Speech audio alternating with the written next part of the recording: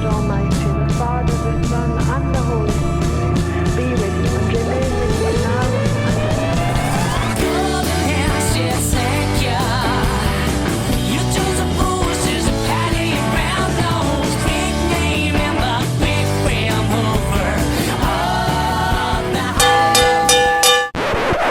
Hi there everyone, Jack here again at the Vinyl Voyage. So today's video is a little bit of an insight into the last 72 hours of frenzied, feverish record buying that I've kind of got caught up in. It was almost like I'd blacked out for a couple of days. Came to with a ton of great records, but a much lighter bank balance.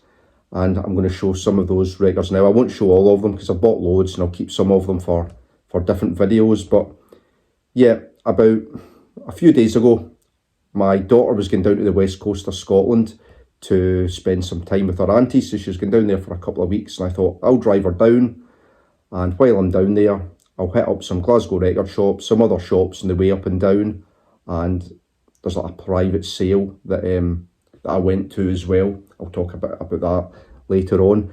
But about a week ago I was in a record shop in Nairn. It's my closest record shop, called Vinyl to Vintage. Absolutely brilliant little record shop run by Nigel. I always find something cool and interesting when I go in there. I'm going to do a video about Vinyl to Vintage at a later date. But he had told me that there was a new record shop had opened up in Pitlochry, and that's on the way down to Glasgow for me, kind of the halfway down the A9, or just as you come out the Cairngorms, I think it is. But anyway, I thought I'll pop in there on the way. So we stopped in Pitlochry. I went to have a look at the record shop, and it was the Wednesday and it was closed. But it looked really cool from the outside. I thought I'll catch it on the way back up. So that was the first stop. A bit unlucky there that it wasn't open, but yeah, that was Foot of the Mountain Records.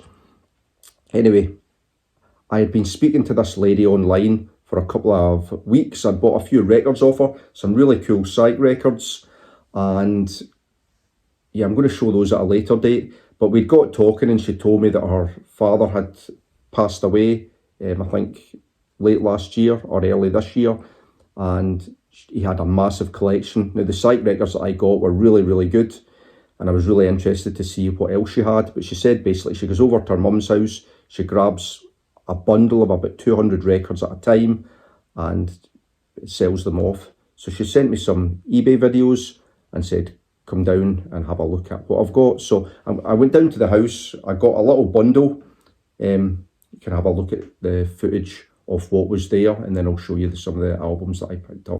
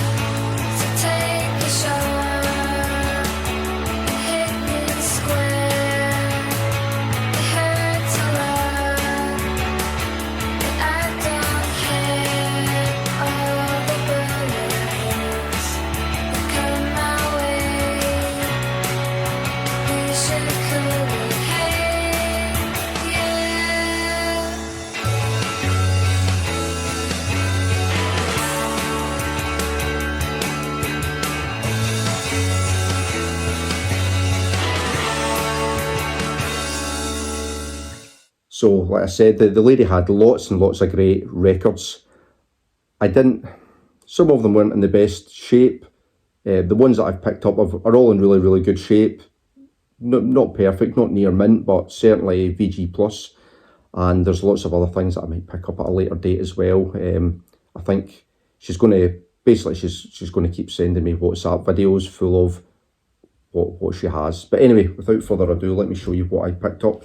So I picked up Labi Siffre's third album, Crying, Laughing, Loving, Lying, which is a tremendous album, really, really nice.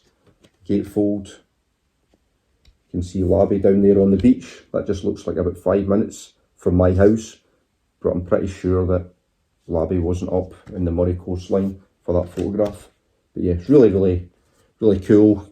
introspective singer-songwriter type stuff. I like Labby Sifry. I've got his second album, is it The Singer Not the Song, which is not as good as this, but this is really, really cool. Got the Inner with it. That title track is absolutely brilliant. Second track on there, Cannot Chase, is so great as well. Lovely orchestration on there, which I think Labby Sifry, you know, produced the album, played in the album, did all the arrangements. It's really, really good on that Blue Pie International label. And this is the album that has It Must Be Love as well, the song that Madness covered, and I think sent it to number 4 in the UK charts or something like that. It's higher than Labby got it himself, but yeah, really, really good. Really, really pleased to pick this up, and this is a really nice copy, because I think when it comes to folk music, the record's got to be in good condition, or singer-songwriter type stuff, where it's quite, you know, delicate songs with just a voice and a guitar. You know, that first song, Saved, is just Labby Sifry singing a cappella, so it's really got to be a nice and quiet pressing. But yeah, Cannot Chase, absolutely brilliant as well. Obviously, It Must Be Love. I think Cannot Chase is my favourite song on it. Crying, Laughing, Loving, Lying, absolutely brilliant song as well. They used it in the movie The Holdovers, which was really good. And I think that's kind of brought Labby Sifry to maybe public attention again. But yeah, a really, really great songwriter. And this is a hard one to come by, so really, really pleased to pick that one up. So the next one, an album that was completely trashed by the critics at the time. It's not as bad as it's made out to be. It's a pretty rare record as well, I suppose. It's Ride's 4th album, Tarantula, from '96. But yeah, this was put out. Well, I think it was put out, and then within a week, it had been deleted, and yeah, Creation weren't putting it out anymore. I think the band had actually broke up. Andy Bell and what's his name, Mark Gardner, had, I think, their relationship had completely broken down by the time Tarantula had come out. And yeah, you can kind of hear that, I suppose, on the album. There is some good songs on there though, like Black Knight Crash is fantastic. Deep Inside My Pocket is one of the only 2 Mark Gardner tracks on here. It doesn't really sound like a Ride album, I think, because all the songs are written by Andy Bell. I think he writes all of them bar 3. Is it Ride the Winds, the other Mark Gardner track, I think.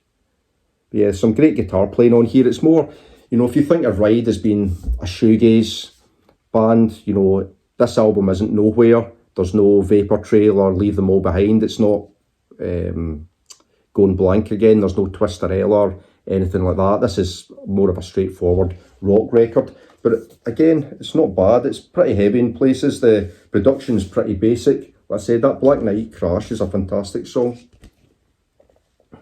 And you can hear more of Andy Bell's influence. He's like, you know, loves all the kind of 60s influences, even the name is taken from a Bob Dylan book, Tarantula. But yeah, I was happy to pick this up. I said it was absolutely destroyed by the critics at the time, by everybody, and it's not that bad. It's not, like I said, it's not classic Ride, but it's decent. If this had been released by anybody else, it wouldn't have been absolutely stomped all over as the kind of piece of shit that it was made out to be. But I was happy to pick this up. Ride Tarantula. Another beauty I got was this Boss Reggae compilation. Another quite rare record. This is on Palma Economy label. So yeah, this is a little bit more beat up, as I suppose a lot of reggae albums are. There's a kind of marks to the vinyl where whoever had the albums kind of tried to tidy up little pieces of writing.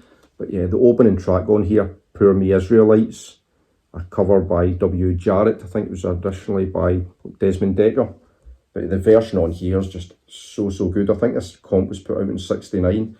But it sounds so out of tune, the guitar. It just sounds so primitive and basic, but melodic at the same time. But yeah, loads of like kind of great ska stompers on here. I'll just show you this label, this economy label.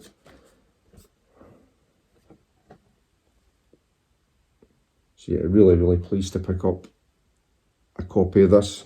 This is really cool. I really do like a bit of ska, like reggae and stuff like that as well. I have a bit of it in my collection. I've got a lot of CDs, but I need to maybe beef out what I've got on record a bit more. And yeah, this was a real welcome addition. Really pleased to pick this up. Boss Reggae, various artists, says here in the little blurb. So queue in anticipation for all the others in this series, which promises to be of great value to your collection. So yeah, this definitely will be great stuff. So next one, absolute ultimate cheap heap. Robert Knight, Love on a Mountaintop, and this is like a couple of pound record, but so many absolute amazing songs on here. Never My Love, well those three, Never My Love, Everlasting Love and My Rainbow Valley, those two were covered by The Everlasting Love Affair on their debut album. I love those two songs, absolutely brilliant. And obviously the title track as well, Love on a Mountaintop, is brilliant. But yeah, just an absolutely fantastic soul album that you can pick up for a couple of quid on that Monument label. But yeah, so good.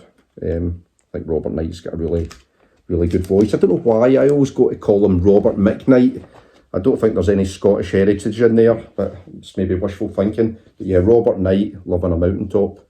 A couple of quid, you just can't go wrong with that at all. Next then, I love a bit of Nancy and Lee, Nancy Sinatra and Lee Hazelwood. This is their second album. I think in America it was called Nancy and Lee Again. The UK release is called Did You Ever. It's not as good as their first album, but it is more of the same. It's kind of lovely orchestrated country. You know, there's a good kind of vibe between Nancy and Lee, and a little bit of a kind of psychedelic tinge to some of the songs as well. A little bit of a Baroque influence in songs like Arkansas Coal. There's a really good cover of Dolly Parton's Down from Dover. It's the first track on side 2 off of what's the Dolly album, the fairest of them all. But that song Down for Dover is really good. I think they do it really well because the song's essentially about this girl who's got pregnant out of wedlock, and the guy who got her pregnant, she's always singing Everything Will Be Okay kind of thing when he comes back from Dover. But when Dolly sings it, she sings the whole song. However, when Nancy and Lee do it, Lee Hazelwood takes on the part of the guy who is supposedly going to become down from Dover in this kind of really deep, rich baritone, and that adds a kind of different dimension to the song. But it's a very depressing song, all about how the lady gets pregnant out of wedlock. She hopes that this guy's going to come back and make everything all right. Her parents disown her, and then when she has the baby dies, and the baby dies without a name. It's typical, well, not typical Dolly, but Dolly's got loads of songs like that are just like really down and kind of depressing. But yeah, it's just on that Victor RCA label. Nothing too exciting there. But yeah, can't beat a bit of Nancy Sinatra and Lee Hazelwood. So yeah, glad to pick that one up. Oh, would you see this cover? This is a product of its time. You're just never going to get away with this. You're never going to get away with this nowadays. So this is Millie Smalls with her Time Will Tell album. So you would know Millie from My Boy Lollipop. Here she is here, kind of semi-naked, sat astride a ripening banana with a paddle. So yeah, that first song, Melting Pot, it's got very interesting lyrics. For those of you that watch Alan Partridge, you probably remember Alan Partridge singing some of the lines to Melting Pot. A pretty catchy number, but again, a kind of product of its time. But one of the things I was really keen to buy this album, I do like Millie, and I like this kind of upbeat, kind of bubblegum ska. It's easy to get into, but one of the reasons that I wanted to get this one is track 3, if you can see that. Track 3 is Mayfair. If you can see there, it's written by Drake, and that's Nick Drake. So Millie, I think, found out about that song. I'm not sure if it was through, is it Chris Blackwell, the head of Island Records? I think it was through Robert Kirby, who did all the arrangements for Millie's album, and also did all the orchestration for the Nick Drake albums. And I've got a feeling that's where the connection was. But yeah, it's a really interesting cover. If you think of like Nick Drake, it's probably about as far away from Trojan ska or reggae as you can imagine. But yeah, I think it really works. And that was an unreleased Nick Drake song as well. It didn't appear in any of his albums. So really interesting to hear Millie from My Boy Lollipop singing Nick Drake. But yeah, this is really good. Really easy to get into, really upbeat, but definitely a product of its time. That's Millie with Time Will Tell. So again, pleased to get that one. Another bit of ska. This is kind of more soulful reggae. It's from '79, but I love early Toots and the Maytals, and I hadn't heard his later stuff. I like all of his early ska records when it was just the Maytals, and up to his 73's Funky Kingston is brilliant as well. But it was great to get this one. This is called Pass the Pipe, Toots and the Maytals, and he's just got such a brilliant voice, I think, Toots Hibbert. But this one here, yeah, definitely more soulful, definitely more laid back, not as upbeat as his earlier stuff, but brilliant nonetheless. I've given this a couple of listens so far. It's really, really cool. I'll just show you the label. So it's on Tough Gong.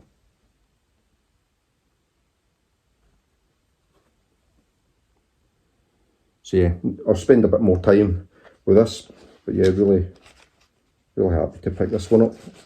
And then one more from that collection. There's a lot more that I could have picked up, but I don't know, I wanted to keep my money for the Glasgow record shops and some other places that I wanted to go as well, so I didn't buy too much from that collection. But the other one was Camper Van Beethoven and Our Beloved Revolutionary Sweetheart, and I think this is their kind of this was their major label debut. I've heard bits and pieces of Camper Van Beethoven, but I've not dug right in. All the stuff I've listened to, I've liked, so I've given this kicking the camera there. I need to delve into this one a little bit more. I've given it like a brief listen, and it sounded pretty cool. Like I said, I've liked everything that I've heard from Camper Van Beethoven. I think it's more the kind of lo-fi early stuff that I've listened to, but I'd imagine this will be good as well.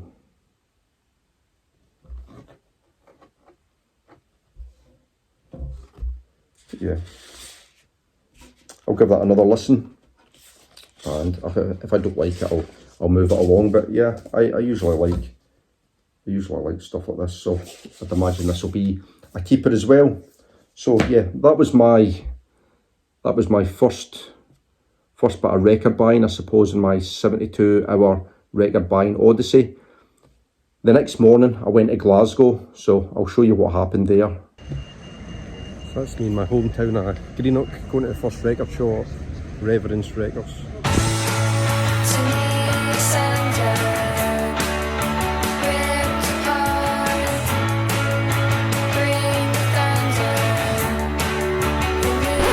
Unfortunately, I didn't find anything there. I had a look through what was on offer, and it kind of set the tone for the rest of the day, really, because I didn't find anything in Reverence. Then I went up to Glasgow. I went straight to Monorail, which is probably my favourite record shop normally in Glasgow. I couldn't find anything that really piqued my interest or anything that got me excited about, listening to for the first time. I'm sure you've had record shopping days like that as well, where you just don't seem to find anything, and it seemed to be one of those days, because I couldn't find anything in Monorail. I went into Love Music, I didn't find anything there.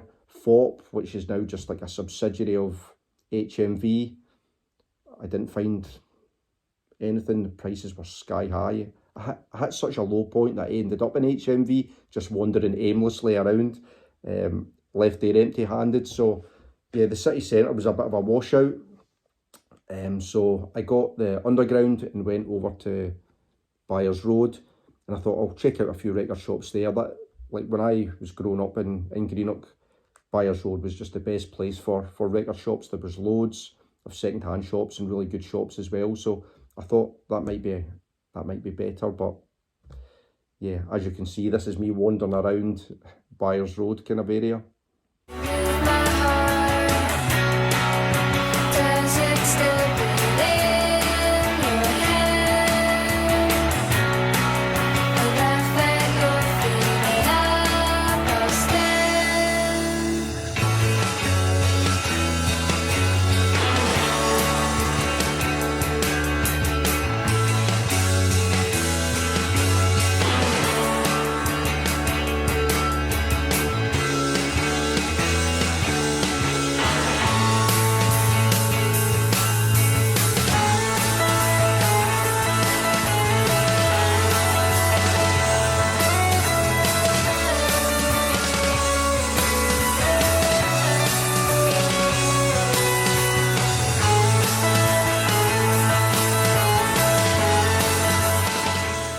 So you can see I hit up like a little antiques mall, didn't find anything there. I went to one record shop that was closed. I went to the Ox Farm, which, yeah, sky high prices for very average records. Where did I go after that? I went to Mixed Up Records in Ortega Lane, which was the best of the lot for the whole day probably, and I did pick up a record there. So Mixed Up Records, again, quite a small little shop, but lots of stock, quite a lot of interesting stuff, decent prices. I did pick up one album, so I got this one, the Lemonana's Malamore. Now they're a new band to me. They're a French garage rock duo with a kind of very cinematic influence. They're influenced by French 60s yeye and European cinema, so the title is a reference to an Italian movie. Yeah, you got a very 60s influence, you can see from that typography. But yeah, they're really, really good. I like that they sing in both French and English. Both of the duo take turns singing in this kind of really cool French, half-spoken, half-sung delivery. But yeah, really good. I'm sure it was Mike Vinyl Spiral that put me onto the Lemonanas, but I think this is their, fifth or sixth album, and I'll definitely be digging into more because this is really, really good. I've only listened to it a couple of times, but I've really enjoyed it so far. I'll just show you those labels. So yeah, it was nice to pick this up in Mixed Up Records, and as I was leaving, a customer came in, and I was looking at the customer. He was chatting about his wife's records and whether they had been selling in the shop. And I was looking at the guy and I was thinking, oh, I recognise that face. Who is that? Really recognise who that is. But anyway, I left the shop, and as I left the shop, I realised, it kind of struck me that it was Stuart Braithwaite, the guitarist from Mogwai. So of course, I stood outside for 5 minutes and kind of stalked him. And as I come out, I asked him if he would stand for a photo with me, which he was very gracious and did. And there you go. So that's me with Stuart Braithwaite. And he was a really, really nice guy. It turned out that we were both walking in the same direction. I was going to get the train back to Glasgow city centre, the underground back, and he was walking that way with his dog. So I walked back to the train station and chatted with him for 10 minutes, and yeah, he's a nice, a really nice lad. So yeah, that was kind of the end of my Glasgow record odyssey, and I've got to say it was kind of disappointing because the plan was to do a little video feature in each of the shops, but after I got to the third one and I hadn't found anything, I was just like, screw this, I can't be bothered. So that's why there's not really much video footage of me in these different shops. But anyway, the next day was a new day. I was driving back up the road and I had two shops to hit up. So one was Europa in Stirling, and this is me in Stirling. Okay. So I've been in Europa once before. It was really good. Lots of stock and yeah, some interesting things as well. So I said, hopefully I get a bit luckier today and pick up some cool stuff.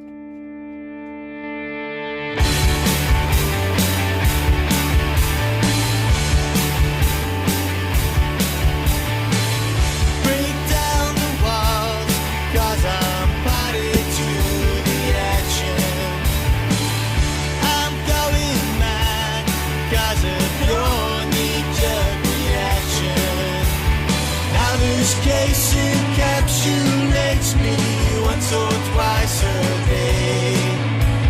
Yes, I know it's human nature to shy away and just deny the feeling that this isn't right. I don't deserve the evil I am. Come tomorrow, then this peg might fly.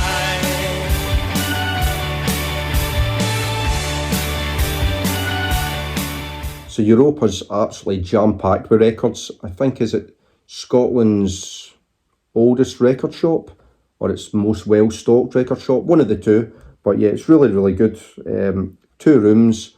The front room has all the kind of rarer stuff, more expensive stuff, both second-hand and new. And then the back room is where you can find the bargains, and there's absolutely tons of records jammed in there.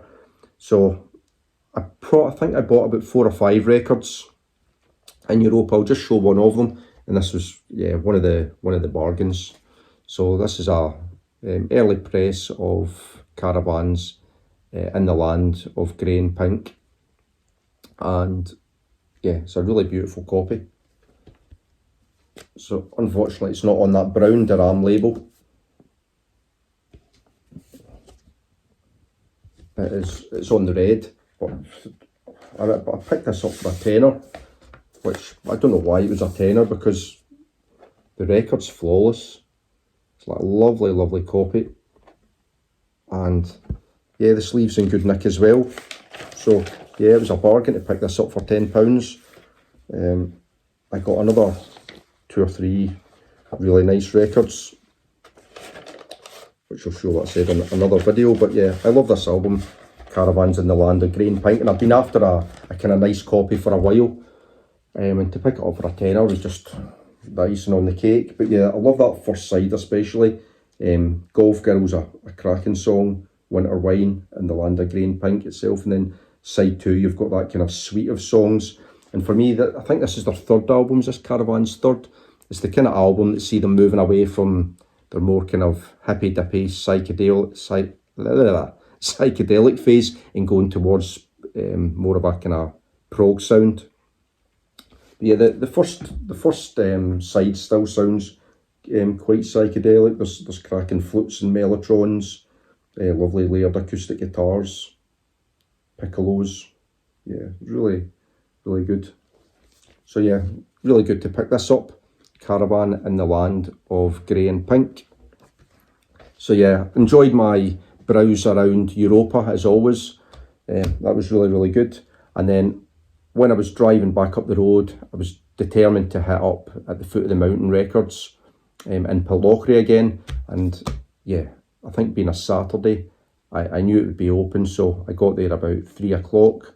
And yeah, this is me at the Foot of the Mountain Records. I'm drinking hard with a view to change direction. I'm not buying to your imaginary affection. What I want I'll never get, for I am bound by fate. So I will wait for doors to open, keep my hopes in my mind's eye as weeks and months and years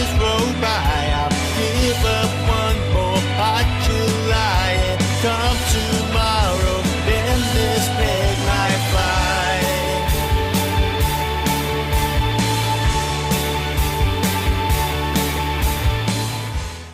So what an absolutely lovely record shop that was. That really, really exceeded my expectations, because it's kind of a little bit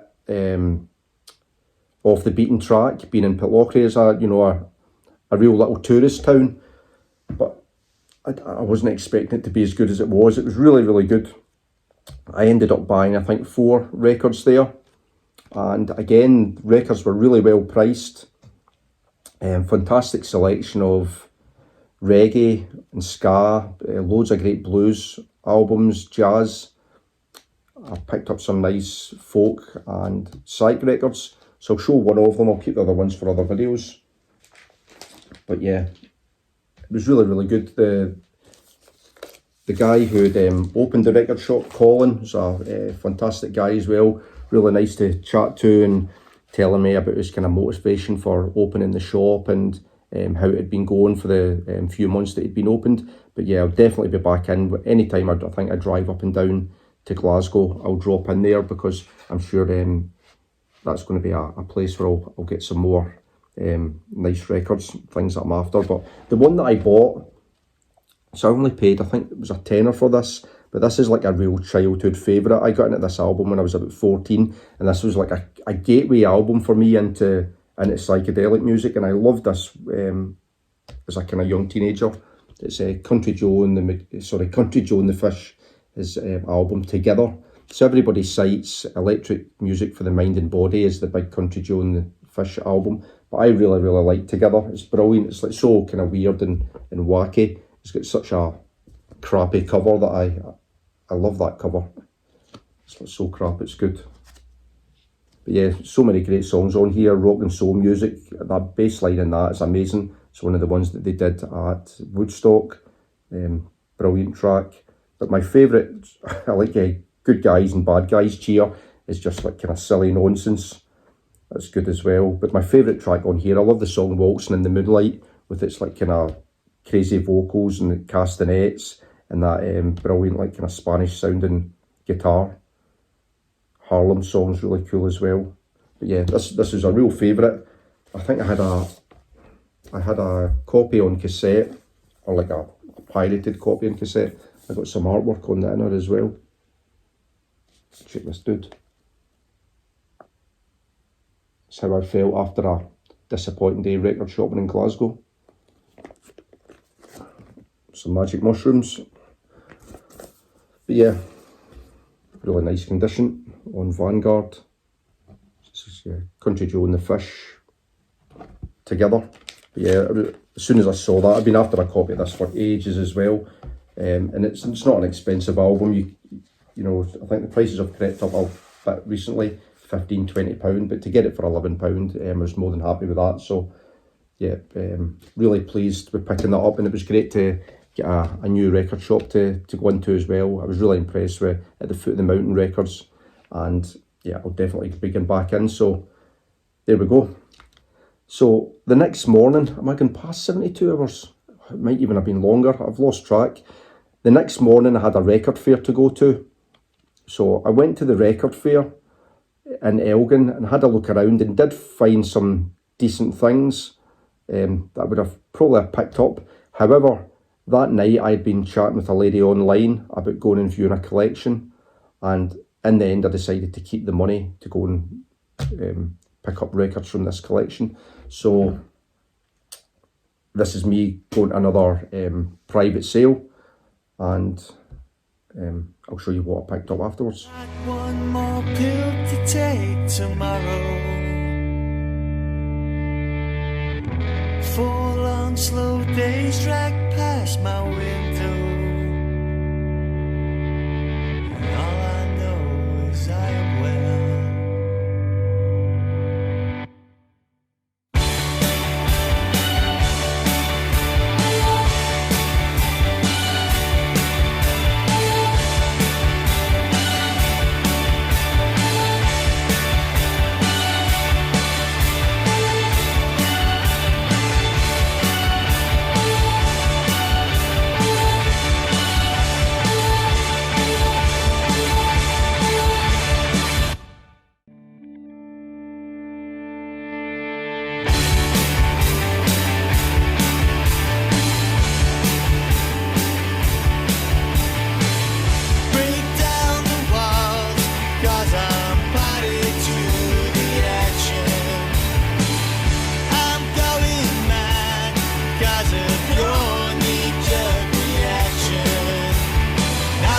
case encapsulates me once or twice a day.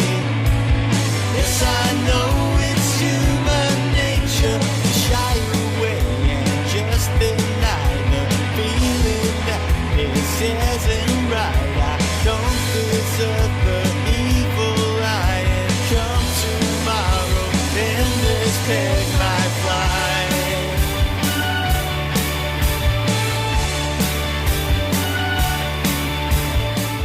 So as you could see from the video, there was lots of good stuff in that collection. There was lots of things that I could have picked up. And the lady had been going on to eBay and checking out what the cheapest price was on eBay, but she kind of stressed to me, these are not the prices that I'm looking for. And kind of just as well for me, because unfortunately loads of the records were in really poor condition. They were really badly scratched up. And normally with a little bit of wear, especially on heavy rock records, I don't mind picking them up if, you know, if they've got like a few marks on them, but these were really bad. So as a result, I only picked up, I think I picked up 5 records, which were in good condition, probably VG plus. I had to leave a lot of good albums behind, but they were just, yeah, the condition just wasn't good enough. But anyway, I'll show you what I picked up. So fortunately, the Ozzy Osbourne A Diary of a Madman was in good condition. And yeah, this is really nice. Nick, I love that album cover. Look how deranged Ozzy looks there in that cheap makeup. And his son there, Louis, looking very much the Damien of the piece. Yeah, this is an album that I don't really know too well, but I'm not sure. I'd imagine I'll probably keep this. This is the last one with Randy Rhoads, before he crashed on the tour. When I think he was on the aeroplane, wasn't he, that buzzed Ozzy's tour bus and then crashed into a barn. So yeah, I'll keep that.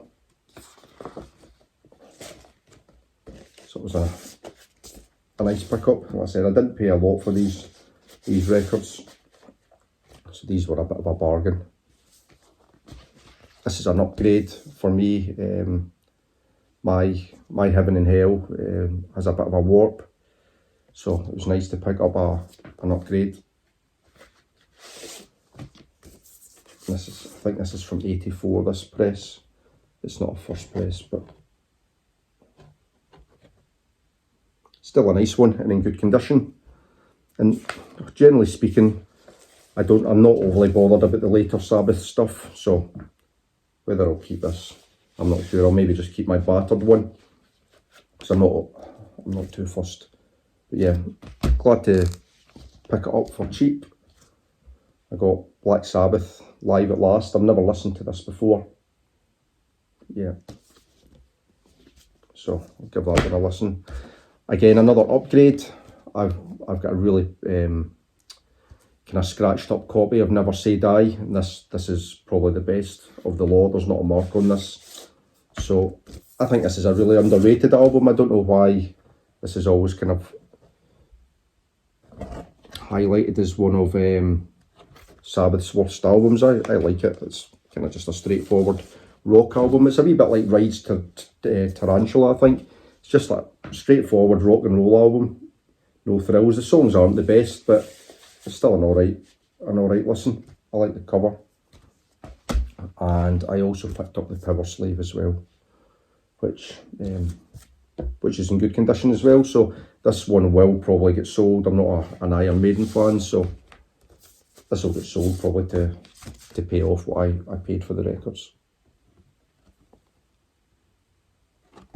So yeah, I don't know what it is about Iron Maiden. They just I've tried a few times with them, and yeah, they don't do anything for me at all. I don't like the vocals, and the guitar just sounds kind of cheesy to me. So yeah, Iron Maiden, Power Slave.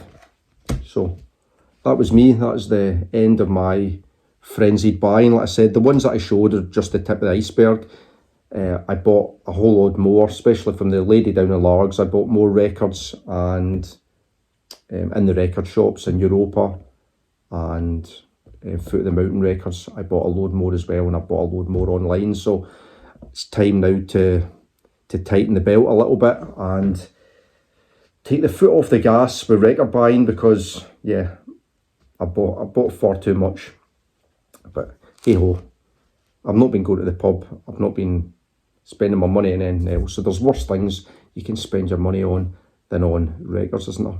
But yeah, that's what I've been up to over the last couple of days.